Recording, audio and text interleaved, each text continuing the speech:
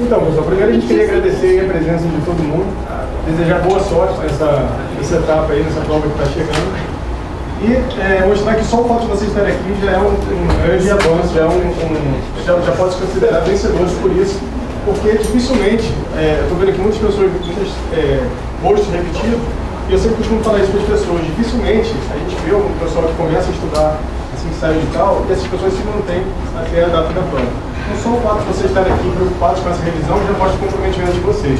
E se esse não for o concurso de vocês, é continuar, o caminho é exatamente esse, continuar essa que a hora que vocês chegam.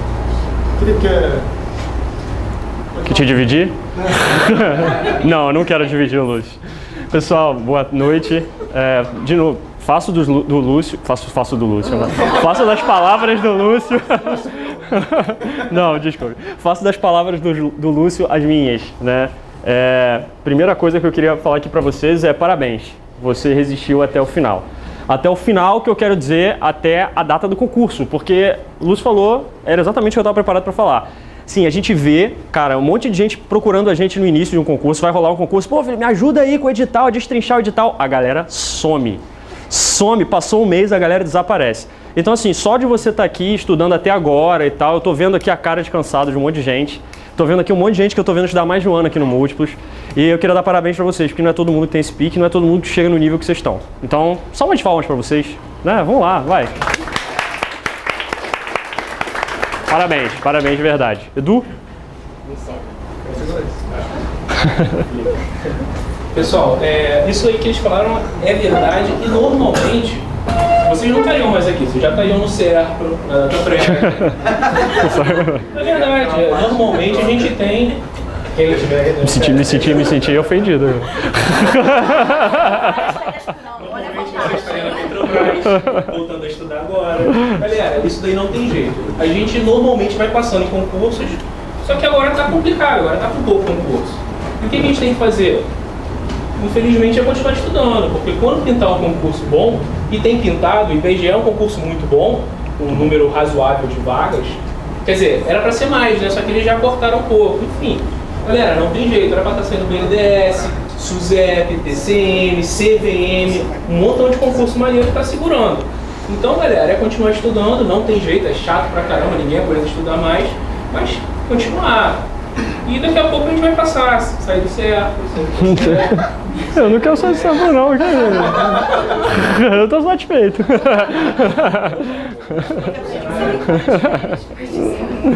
Vai lá. Então, a ideia hoje da aula, era a gente falar um pouquinho, na verdade era juntar a galera, não ser nada de muito formal nem nada, juntar vocês aí pra gente dar uma passada geral em tudo que a gente falou e dar aquelas dicas finais que são importantes para vocês, tá? Dicas finais importantes não só relacionadas à matéria, tá? Dicas finais também importantes relacionadas a comportamento até, relacionado à prova que está para acontecer agora, né? O Edu até colocou umas coisas legais aqui, tá? A principal delas, a inicial que a gente colocou aqui, é você ficar bem ligado nessas datas, que são as datas do edital que você tem que ter na cabeça agora, né?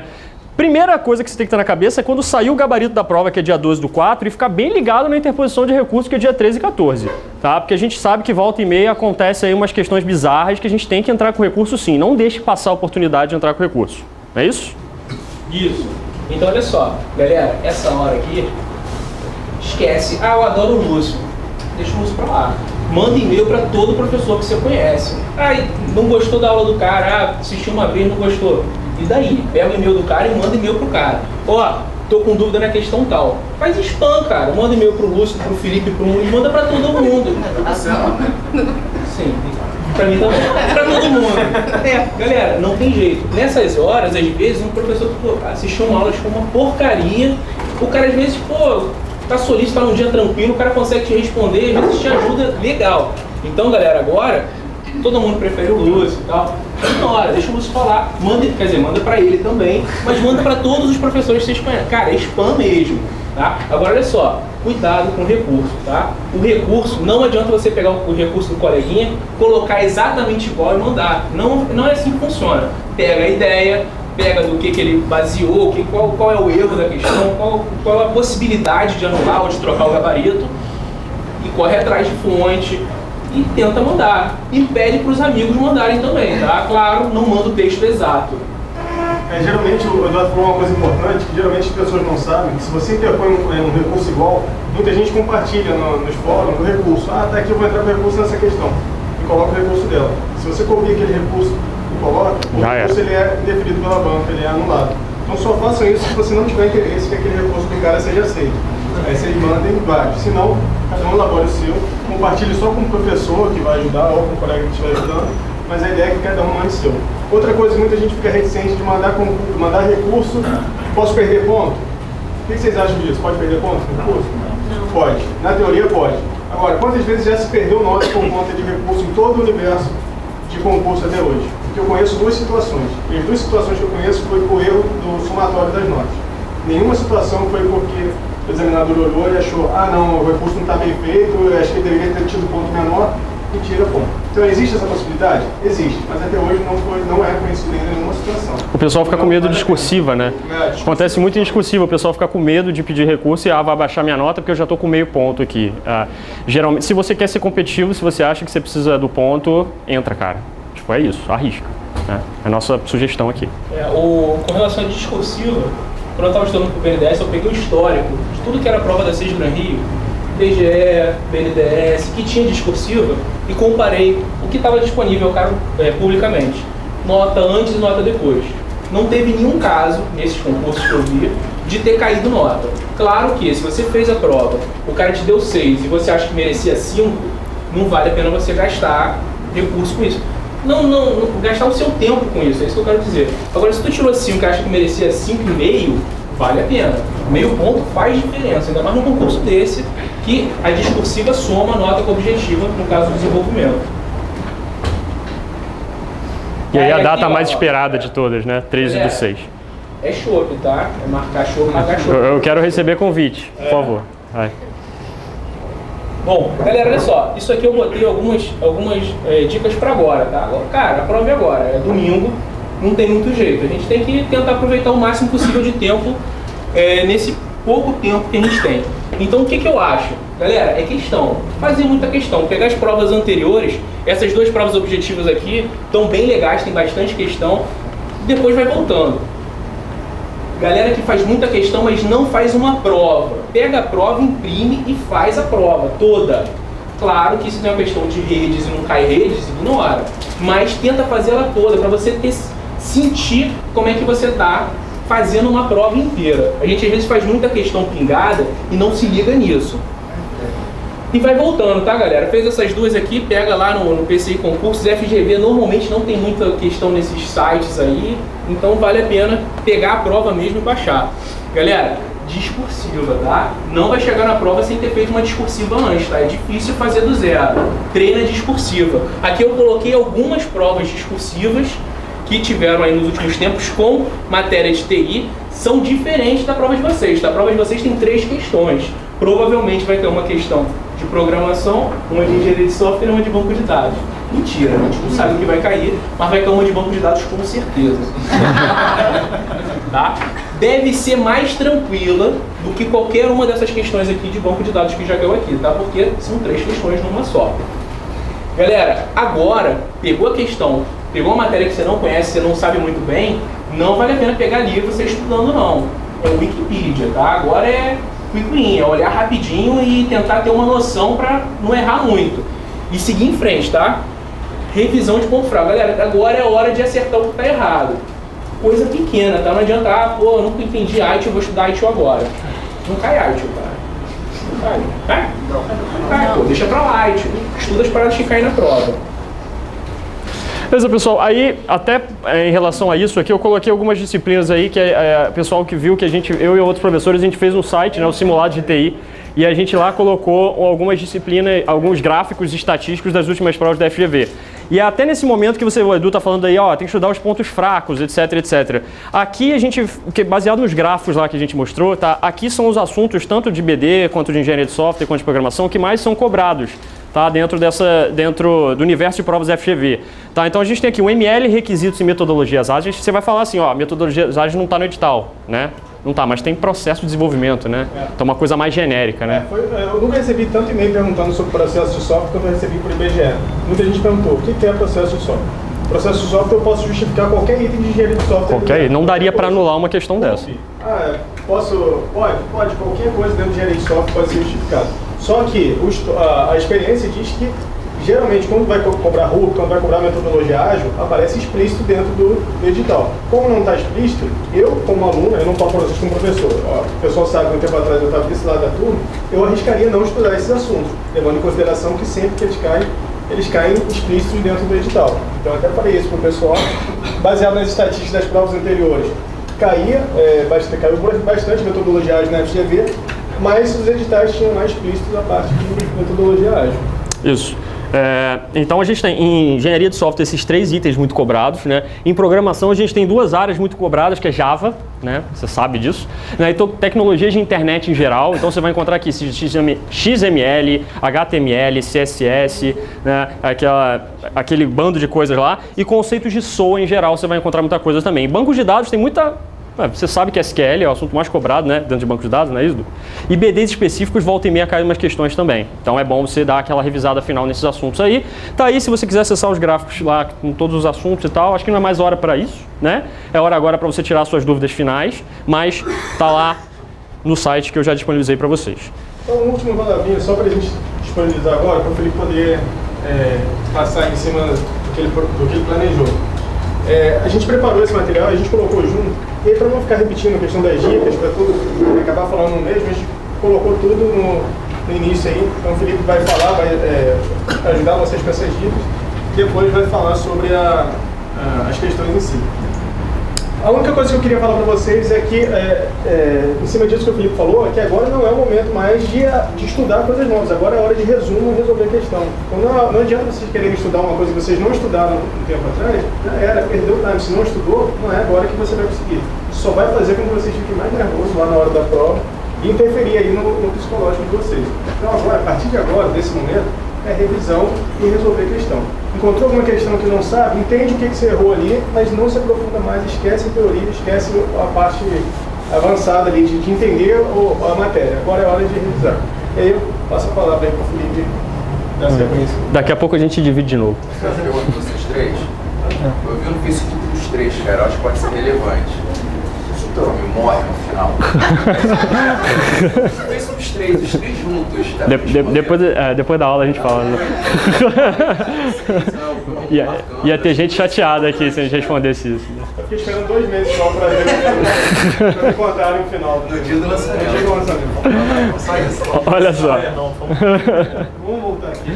Eu proibi aluno que quiser falar comigo coisa que não seja de concurso. Tá bloqueado o Facebook agora. Super-herói, não conversa. Olha só, vamos lá, o Edu botou algumas coisas aqui interessantes pra gente falar, que é em relação ao dia da prova, tá? Você tomar alguns cuidados básicos aí, beleza? Do tipo, escolha estrategicamente o lugar onde você vai sentar, né? Ou seja, fique longe dos fiscais e de lugares onde tem conversas paralelas, longe de janelas com sol escaldante, longe de saídas bizarras de ar-condicionado.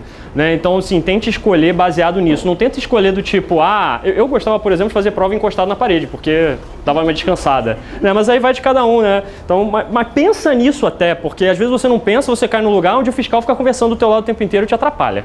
Né?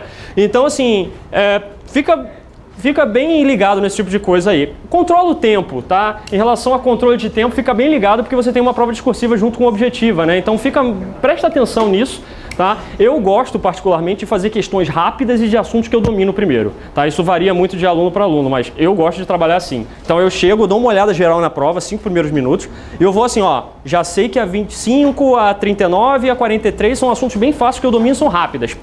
Vou matando. Te dá uma motivação maior, você tá acertando aqueles assuntos, e te dando uma tranquilidade que você já acertou um percentual grande de questões da prova. O que deixa para depois? Aquelas questões que você demora 2 horas para fazer. Aquele algoritmo que fica fazendo for e loop, volta e muda o valor da variável. Aquilo ali eu não gosto de fazer no início da prova, deixa para o fim. Né? Questão discursiva, vai controlando o tempo, toma cuidado com isso aí. Muita gente pergunta em relação a desanimei porque eu tirei nota baixa. O Edu botou isso aqui também, né? Em relação a algumas notas aí considerando o passado, o concurso do IBGE de 2013 aí, você vai encontrar diversos casos que aconteceram que o cara foi mal no objetivo e a discursiva inverteu totalmente o histórico da situação, né? Então, assim, são duas provas, né? Mantenha calma, mesmo quando sair a nota da objetiva, né? Vamos esperar sair a discursiva e vamos ver o que é. Faz tudo o que você pode, né? Entra com recurso, tenta ver o que dá para fazer para melhorar o resultado, mas é aquilo, mantenha calma até o final. Tenta manter a calma até o final. De controle de tempo, é aquilo que eu já falei para vocês. Dá uma olhada no início das questões, né? Escrever um resumo rápido do rascunho, se você estiver falando uma discursiva aí. Então, às vezes, fazer um rascunho te ajuda muito. Muita gente gosta de escrever direto na resposta a caneta. Cara, tu errou aquele SQL bizarro, subselect, não sei o que, já era. Tu vai ter que rasurar tudo e o cara vai olhar pra tua prova com outro olhar se ele tiver uma prova toda rasurada, né? Muita gente me pergunta assim, Felipe, mas é melhor escrever letra de forma ou letra cursiva? Cara, eu acho que pelo que a gente já falou com professores de português, já conversei com alguns professores de português sobre isso, não muda muita coisa. O que muda é você deixar claro, por exemplo, quando você está falando de caixa alta e caixa baixa, né? Falar de letra maiúscula e falar de letra minúscula, presta atenção nisso. Então você vai escrever um programa, coloca lá o nome da classe em letra maiúscula, deixa bem maior que as outras se você estiver escrevendo em letra de forma, tá? Presta atenção nesses detalhezinhos que podem fazer a diferença para você, tá? Outra coisa que o Edu falou e que às vezes eu nem tinha me lembrado disso, mas é muito importante, verifica se a prova objetiva tem uma questão que possa ajudar na discursiva. Às vezes acontece isso, os caras dão mole, né? Ele te pergunta um negócio na discursiva que está no meio da prova objetiva lá, respondendo uma parte já. Então, né? Vamos ver, fica ligado nisso que você pode ganhar um pontinho aí de bobeira, considerando esse negócio. Tá? Momentos antes do meio da prova, uma primeira passada nas questões objetivas e fazer um esqueleto da resposta do rascunho e ir evoluindo com calma. Não deixa a discursiva para fazer só quando você acabar tudo, não. Vai escrevendo um rascunho, dando uma olhada e tal, porque corre o risco de acabar o tempo e você, meu Deus, acabou o tempo, dá aquele desespero e aí não sai mais nada, meu amigo. Na discursiva, né, você tem que estar mais calmo naquele momento. Beleza, e fazer o gabarito com calma, letra bonita, né? Cuidado, muita gente perde ponto passando resposta, não preciso falar isso pra vocês, já aconteceu, pelo menos deve ter acontecido uma vez com cada um aí, de passar a resposta, né, na hora pro cartão resposta e errar aquela na pressa nos últimos 5 minutos, né? Fica ligado nisso aí. Beleza, cuidado com questões imensas, rasuras de desatenção, questões que falam de corretas e incorretas. Cara, isso aqui derruba muita gente na hora do nervosismo também. Grifa, eu falo pro cara, quando tem correto ou incorreta, faz um círculo para quando você passar de novo o olho ali, você falar, opa, é incorreta. Vou trocar, Fábio. É a incorreta, né? Então você vai e presta atenção de novo nesse assunto aí. Beleza, letra maiúscula e minúscula, já falei. Né? Então eu queria falar um pouquinho com vocês aí, com o pouco tempo que a gente não tem muito tempo, dar uma passada geral em algumas coisas que são coisas que eu acho que muitos já sabem aqui, mas são importantes a gente rever. Porque agora é mais importante do que o momento de aprender coisas aí, como o Lúcio falou, né? Aprender coisas do zero, mirabolantes, pensar em um assunto que nunca cai em concurso, é você treinar bem os assuntos que você já sabe. Então a gente vai dar uma passada geral aqui, por alguns assuntos de análise OO, e por alguns assuntos de programação OO, tá? Resumindo bastante o que a gente viu no curso do IBGE, pra galera aqui que é do IBGE, tá? E resumindo muita coisa também que eu falo às vezes no TI completo e básico. A gente vai ter depois, no intervalo, uma série de sorteios aí, tá? Pra galera que tá aqui participando. Então a gente vai ter livro sorteado aí, que o Lúcio arrumou os livros como editora, tá? Pra gente sortear pra vocês. A gente vai dar desconto no GAT, desconto no TI completo pra quem quiser participar e tal, vai ser legal. Desconto no Provas de TI também aí, então vai ter uns descontos bacanas aí para agradecer vocês pela participação, porque vocês estão ajudando bastante a criançada lá do Educandário, lá, Romão Duarte, que é um trabalho bem sério que eles fazem lá, beleza? Então vamos, né? Falar um pouquinho na velocidade 9 de análise OO aí, tá? Eu tentei pegar o material, falei assim, cara, como eu gostaria de ler um material na véspera da prova. Aí eu falo assim, putz, eu queria que o professor desse aquela condensada geral no material e me desse um material para eu passar o olho assim e dar aquela revisada final, no máximo de coisas que eu pudesse revisar, né? Então eu fiz isso, tentei fazer isso aqui no seu material. Então assim, maioria dos assuntos bem cobrados e com palavras-chave bem importantes aqui para os nossos assuntos, tá? Então, aqueles conceitos básicos de OO, tá? Eu peço a atenção de vocês. A FGV não é campeã de cobrança disso, mas a Cisgran Rio é.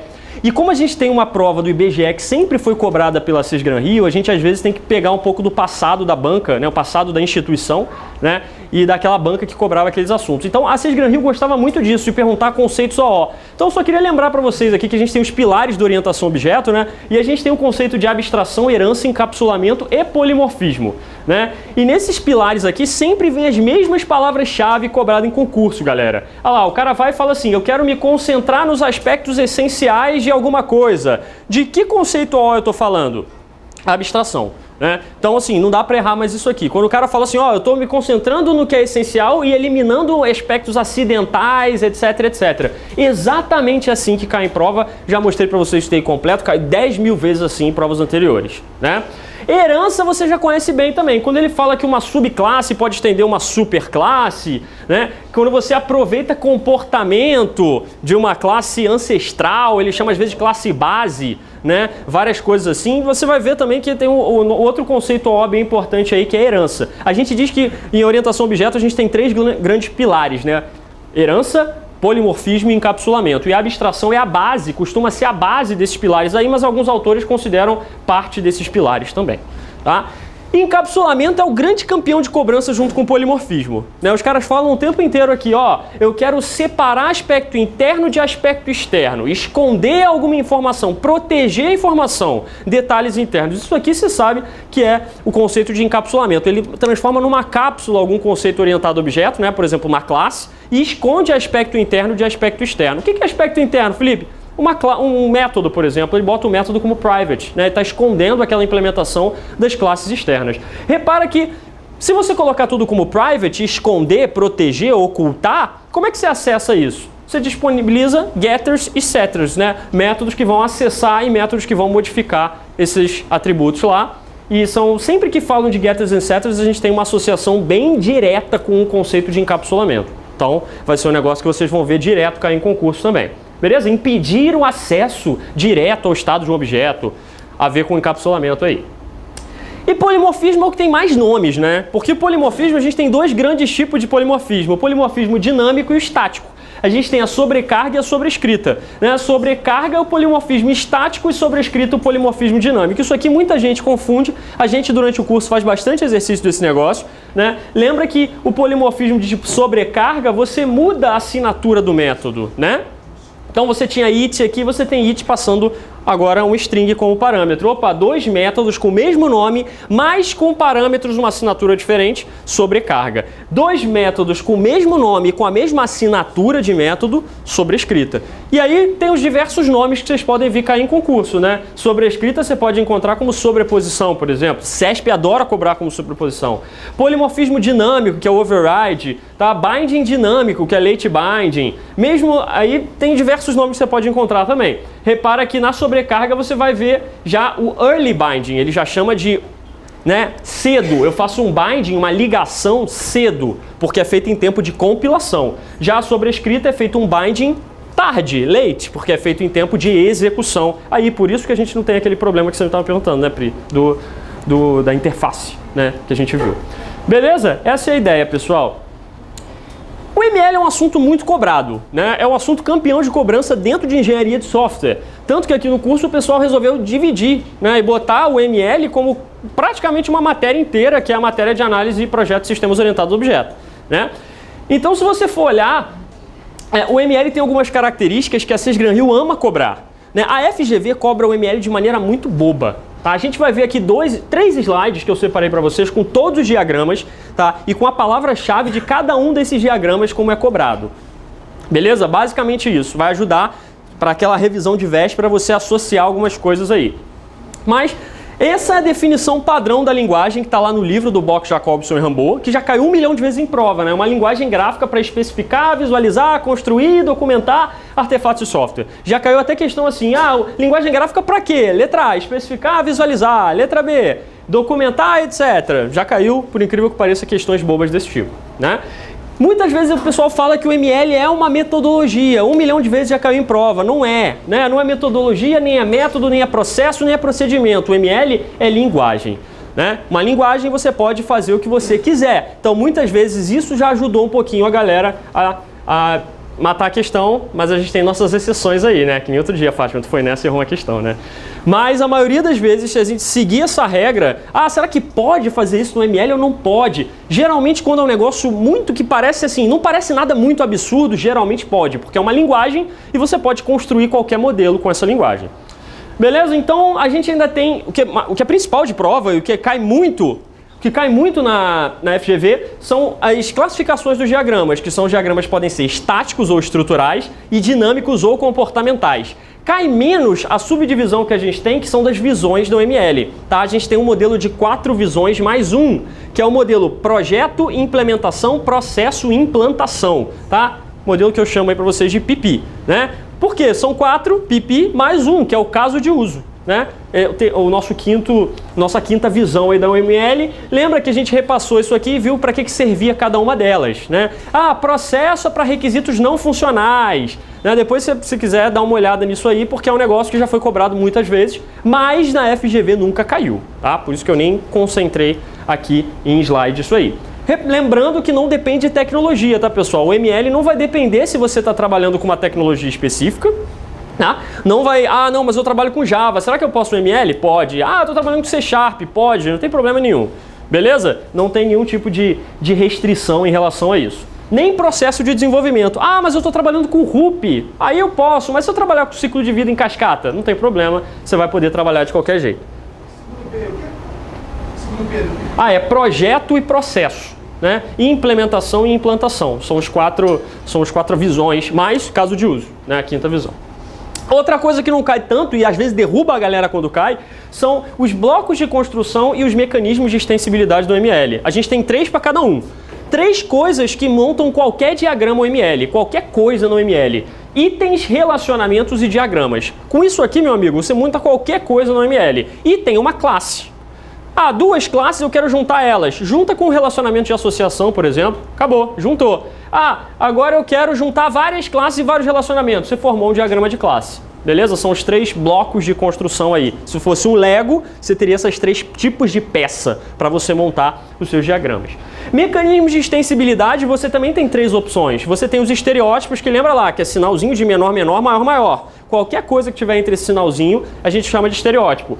Os valores atribuídos, que geralmente são representados no ML como uma notação ao seu diagrama. Beleza? Então é uma nota, geralmente, que você coloca. Beleza? Para dar alguma informação a mais sobre algum atributo, por exemplo. E aqui as restrições é qualquer coisa entre chaves na OML que você vai ter. Geralmente alterando a semântica, por exemplo, de um relacionamento. Esse relacionamento só pode ser ordenado. Aí você bota chaves e escreve ordered, por exemplo, para dizer representar esse tipo de extensibilidade. A OML é uma linguagem extensível, por isso até que a gente chama ela de uma metalinguagem. Já caiu no Senado isso. A própria FGV em discursiva, ele falando, explique a característica de metamodelo da OML. Ora, metamodelo, meta-informação, informação sobre informação, né? Você já conhece isso. Metamodelo, para criar modelos, eu uso aspectos do próprio modelo. Então, a OML se define com ela mesma.